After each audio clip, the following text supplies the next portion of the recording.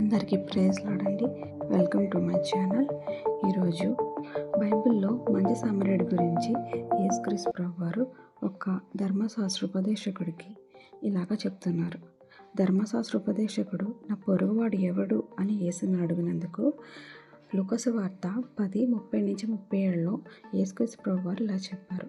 ఒక మనిషి యెరూషలేము నుండి యెరికో పట్టణమునకు దిగి వెళ్ళుచు దొంగల చేతిలో చిక్కెను. వారు అతని బట్టలు దోచుకొని అతన్ని కొట్టి కొర ప్రాణంతో విడిచిపోయారు.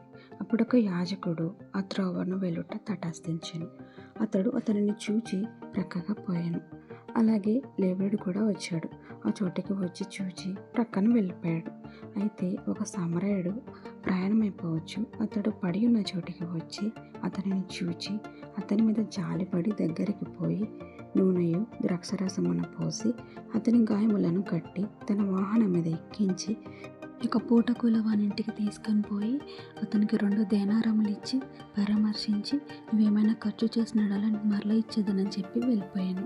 ఇప్పుడు దొంగల చేతిలో చిక్కిన వానికి ఈ ముగ్గురులో ఎవడు పొరుగువాడని ఆ ఉపదేశకుని అడిగినప్పుడు అతని మీద జాలిపడిన వాడే అనను.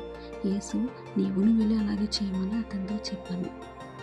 మనం పొరుగు వారిని ప్రేమించాలి, వాళ్ళని ఆదరించాలి, వాళ్ళకి సహాయం చేయాలి. God bless you.